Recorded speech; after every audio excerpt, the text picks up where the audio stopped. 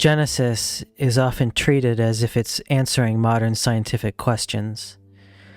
Questions about timelines, mechanisms, and measurements.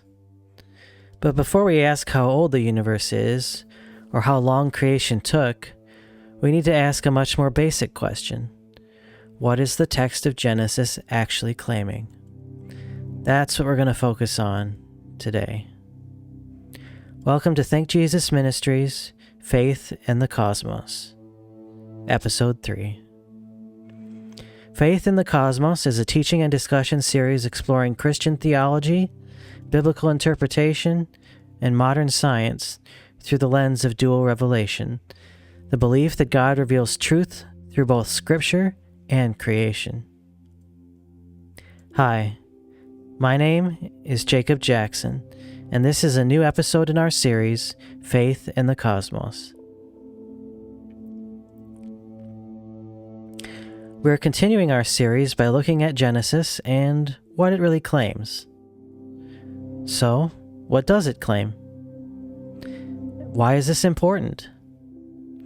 If we don't clearly understand what Genesis is claiming, we can end up defending positions the Bible itself never requires us to defend. On the other hand, if we downplay what Genesis does claim, we risk emptying the text of its authority and meaning. So this episode is not about choosing between young Earth or old Earth views. It's about reading Genesis on its own terms, carefully, reverently, and honestly.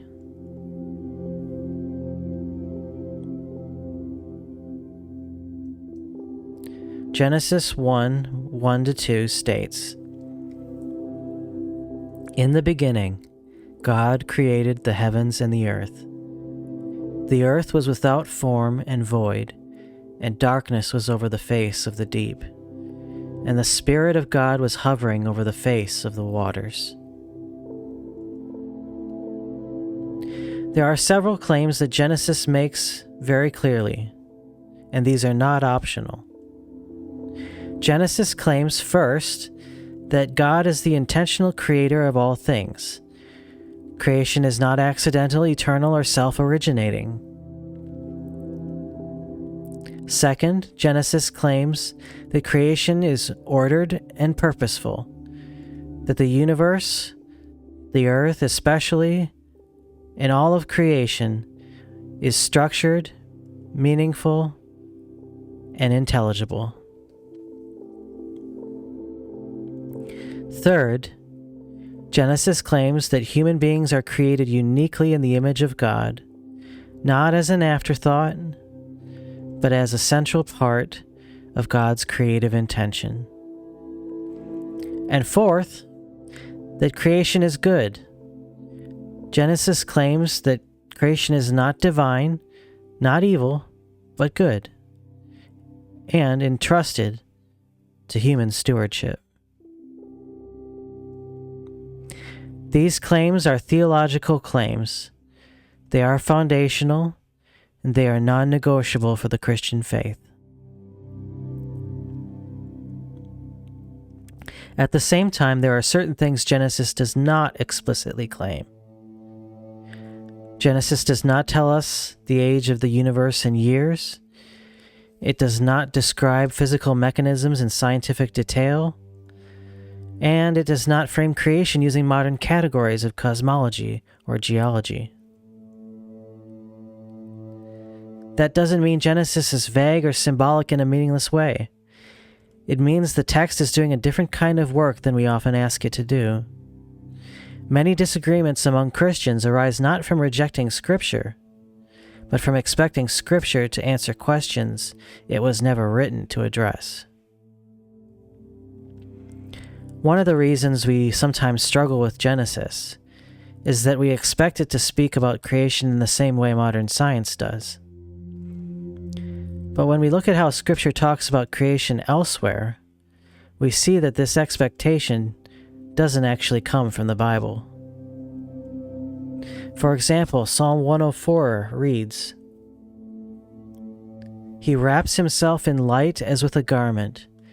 He stretches out the heavens like a tent and lays the beams of his upper chambers on their waters. He makes the clouds his chariot and rides on the wings of the wind. Now, no one reads Psalm 104 and concludes that the heavens are literally a cloth garment or a tent, or that God is physically riding on the clouds like a chariot.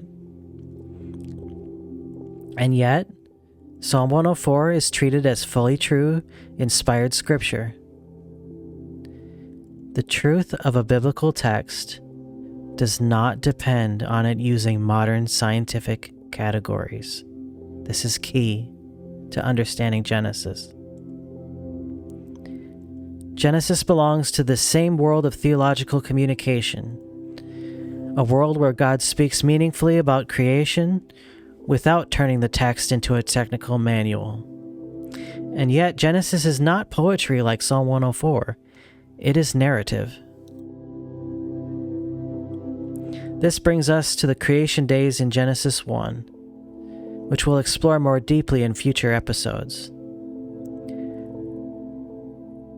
Understanding how Scripture uses creation language helps explain why faithful Christians have understood the creation days differently, not because they disagree about God, but because they're asking different questions of the text. What unites those interpretations is not agreement on timing, but agreement on authorship, purpose, and divine intent. Reading Genesis carefully, on its own terms, does not weaken biblical authority. It protects it. It allows Scripture to speak clearly when it speaks clearly, and it allows us to hold humility where Scripture leaves room for mystery. That posture is not compromise. It is faithfulness.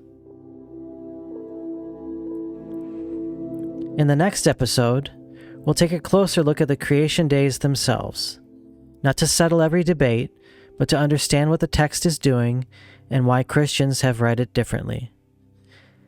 My hope is that as we move forward, you'll feel more confident in Scripture, more patient with disagreement, and more in awe of God, who reveals himself both in his word and in his world.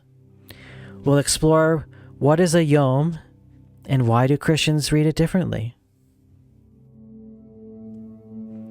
The first few episodes will be pre-recorded. Later episodes will be live streamed on YouTube with an opportunity to engage through chat. If you're willing to walk this journey with me, whether you agree with every conclusion or not, you're welcome here.